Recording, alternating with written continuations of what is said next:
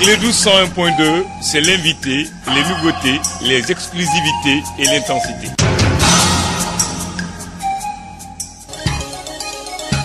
Le sport, les infos, la musique, l'actualité, le tout amusé et servi à chaud pour vous sur Radio Clédou.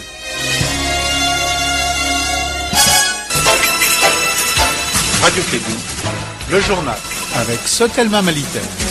Mesdames et messieurs, fidèles auditeurs, inconditionnel Clédou sa matinale, un très grand bonjour à vous, bonjour à tous et à toutes, quel que soit le moment ou le continent sur lequel vous êtes. Vous avez fait le meilleur choix, c'est Clédou. Voici l'information. Le présentateur de ce matin se nomme Bakary Cissé. Moi, je m'appelle Abdoulaye Andan. Nous sommes ensemble. Bakary, aujourd'hui, nous sommes lundi 7 janvier 2019. Il est 7 heures en temps universel. Et merci Abdoulaye. Bonjour à toi. Bonjour à toutes et à tous. Bienvenue dans cette édition, la première de Clédou Info. Une semaine après l'attaque tragique de Kolongo qui a fait 37 morts. La représentation nationale interpelle aujourd'hui le gouvernement sur la situation sécuritaire dans les centres en particulier et celle du pays en général. Et puis après avoir rendu sur le site donc du massacre du 72 après donc les événements qui ont coûté la vie à 37 personnes, le président de la République Ibeka s'est dit prêt à organiser une rencontre intercommunautaire dans la région de Mopti. Le président malien est prêt, donc très préoccupé par la situation. Donc Kassim Traoré, donc nous allons retrouver Ibeka dans ce journal. Et puis sur un autre plan, on vient juste de l'apprendre au Gabon, les militaires ont lu un communiqué à la radio nationale et annoncent vouloir mettre en place un conseil de la restauration. Dans ce communiqué, les militaires déclarent avoir été déçus par le message à la nation du président de la République Ali Bongo le 31 décembre dernier. C'est le titre de ce journal. Le développement dans un instant avec Bakary Cissé.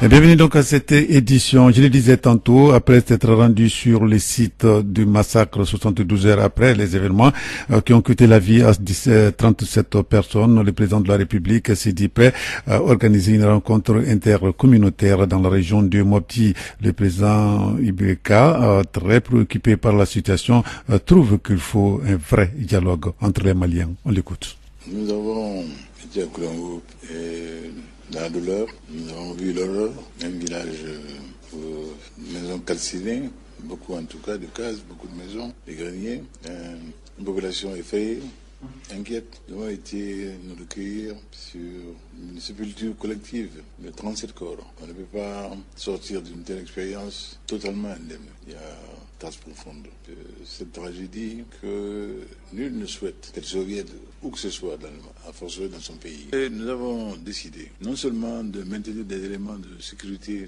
sur place, mais de renforcer la sécurité dans l'ensemble de la zone qui déjà faisait l'objet de soins attentifs de la région et du gouverneur. Je pense que ce drame, dans son tragique, vient encore une fois nous interpeller tous autant que nous sommes sur l'urgence qu'il y a dans ce pays à ce que nous nous entendions, à ce que nous cessions de nous quereller pour des pécaries, que nous songions un peu au confort du Mali, au quotidien des Maliennes et des Maliens, au lieu que de continuer à traverser des plans sur la comète par rapport à des ambitions débridées. Je crois que c'est pas ça qui est de saison. Vraiment, vraiment, vraiment. L'unité de ce pays, l'union des Maliens est la chose la plus urgente. Nous sommes venus aujourd'hui en deuil pour un témoignage au nom de la nation, pour des condoléances. Mais nous avons projet de revenir ici et d'y tenir une rencontre de tous ceux qui sont d'influence certaine à quelque niveau que ce soit. Et qu'ensemble nous voyons ce qu'il convient de mettre en place, en œuvre, de convenir pour que l'apaisement revienne, pour que l'on cesse de s'entretuer, parce que nul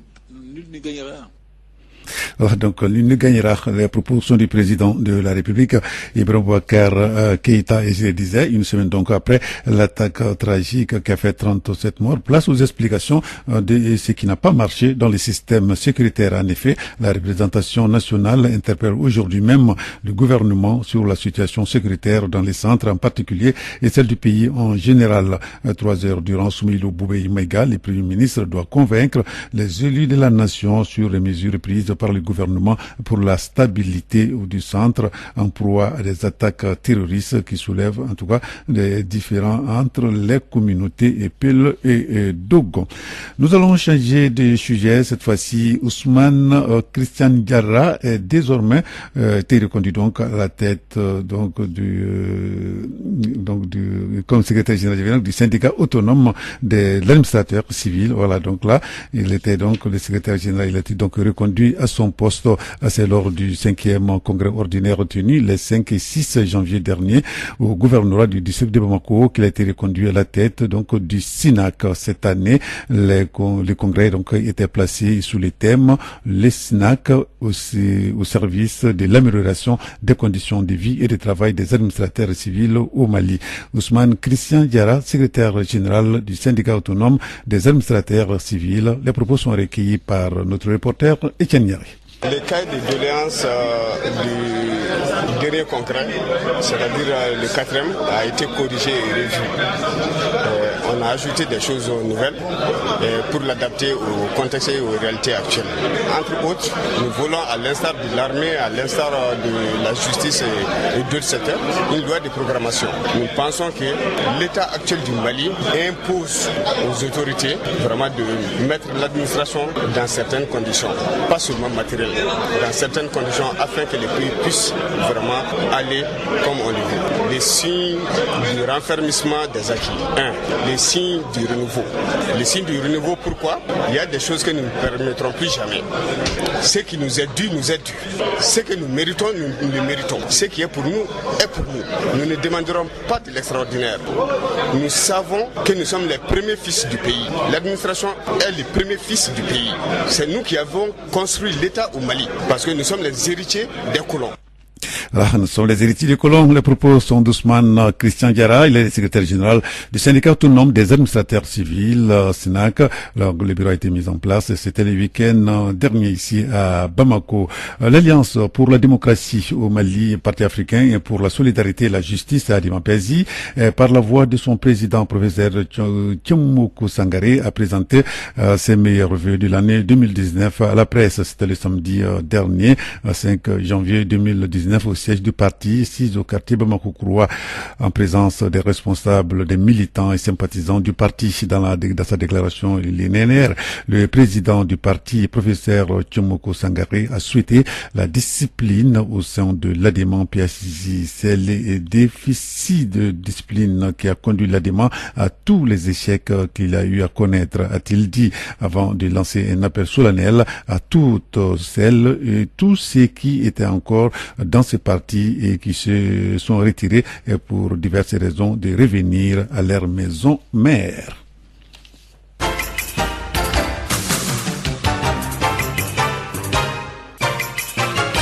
Avec les deux infos, première édition, 7 heures passées de 8 minutes dans notre studio, ce qui va nous conduire à l'actualité internationale au Gabon. Des militaires ont lu un communiqué à la radio nationale et annoncent vouloir mettre en place un conseil de restauration. Dans ce communiqué, les militaires déclarent avoir été déçus par les messages à la nation du président de la République Ali Bongo le 31 décembre dernier. Le président gabonais est actuellement à Rabat, victime d'un AVC.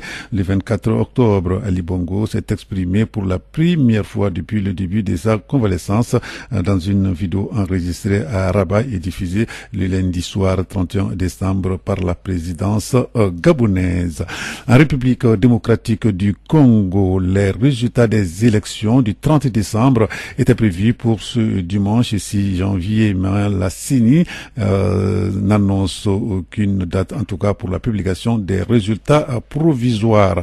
La Commission électorale nationale indépendante était réunie en plénière hier dimanche après-midi. À l'issue de cette réunion, le président de la CENI, il s'agit donc de Corneille Nanga, a indiqué que la commission n'avait centralisé qu'un peu plus de la moitié des bulletins de vote. Et puis la commission Vérité et Réconciliation, promise par Adam Barrow, entame ses audiences ce lundi à Bangui. Cette structure doit enquêter sur les violations des des droits humains est commis lorsque donc Yahya Jammeh était au pouvoir de 1994 en fin 2016. Les 11 commissions donc de la commission Vérité et Réconciliation ont sélectionné donc un témoin pour revenir sur un fait marquant. Le 22 juillet 1994, un jeune militaire de 29 ans, Yahya Jammeh, soutenu par 4 officiers, renverse le président Daouda Jawara, le père de l'indépendance de la Gambie. Cette fois-ci, à Khartoum, la police soudanaise a dispersé hier dimanche des manifestants qui tentaient de converger vers le palais présidentiel. L'association des professionnels soudanais avait appelé ses militants à se rassembler pour exiger la démission du président El-Béchir. Les forces de sécurité les ont dispersés à coups de gaz lacrymogène, ce qui n'a pas empêché des opposants, dont le nombre est impossible donc à déterminer, à descendre cette fois-ci dans les rues de Khartoum. Après l'Éthiopie, la Gambie et le Burkina Faso, le ministre des Affaires étrangères chinois termine sa tournée africaine au Sénégal, où Pékin a beaucoup investi ces dernières années. L'autoroute donc Ila Touba, le musée donc des civilisations noires, l'arène nationale de lutte, voilà donc autant de réalisations chinoises donc au Sénégal. Plus de 1200 milliards de francs CFA donc ont été investis par la Chine donc au Sénégal. Et puis El Hadji Diouf, donc c'est un ancien footballeur, et Samuel Eto'o, nous allons rester donc à Dakar, réunis à Dakar hier à des jours de la désignation du Ballon d'Or africain 2018, sont montés au créneau pour appeler un football africain mieux organisé et plus ambitieux, dénonçant notamment la corruption en Afrique. Les débuteurs veulent voir des changements au niveau donc de la Confédération africaine de football.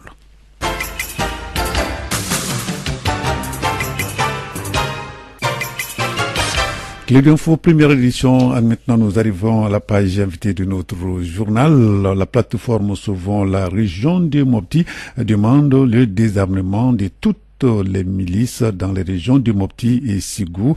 Elle s'est dit préoccupée par la situation dans la région de Mopti et salue la visite du président Ibrahim Boubacar Keïta à Koulongon. Le coordinateur de la plateforme Sauvons la région de Mopti est Mama Asamasekou, et notre invité. Il répond ici aux questions de Kassim Traoré. Mama Asamasekou, bonjour. Bonjour, Koro Kassim Traoré.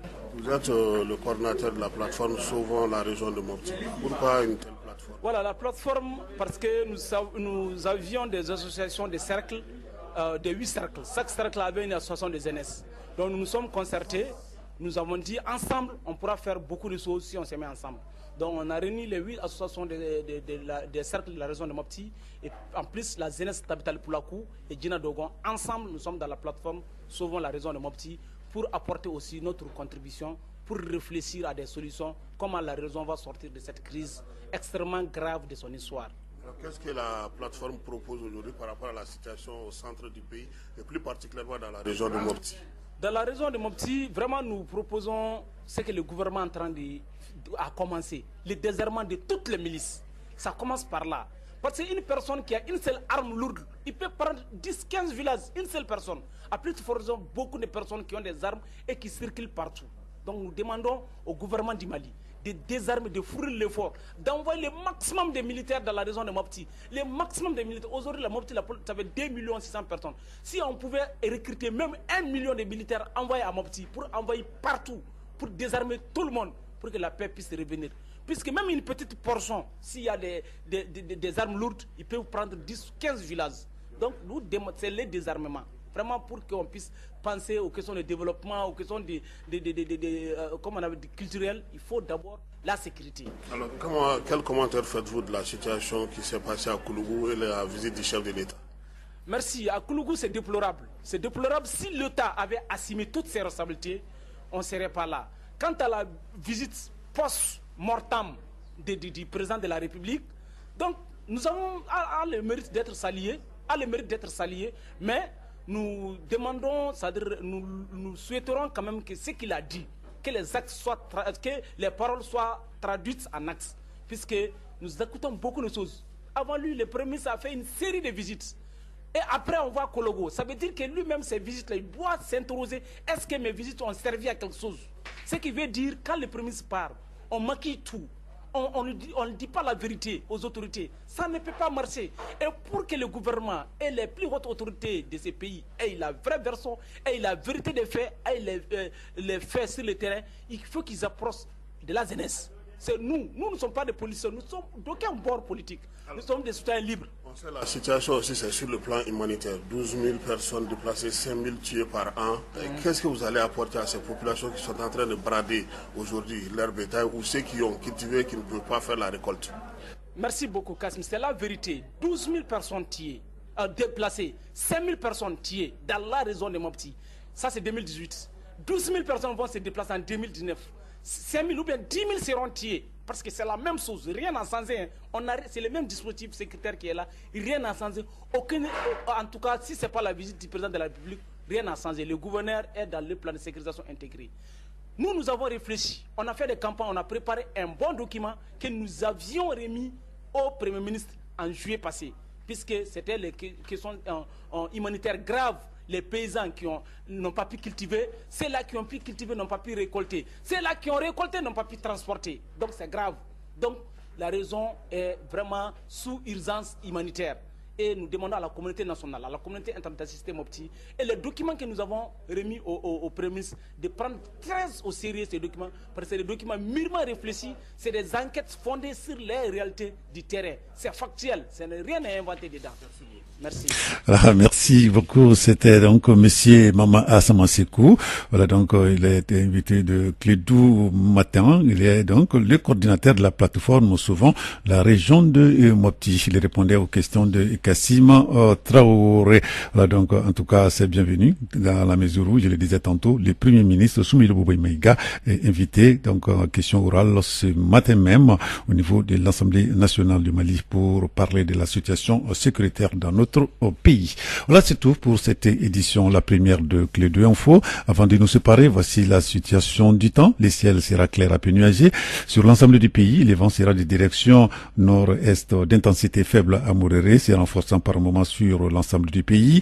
La visibilité sera légèrement réduite par la poussière en suspension dans les régions de Tombouctou, Taoudéni, Gao, Kidal et Menanka. Les températures seront en légère baisse.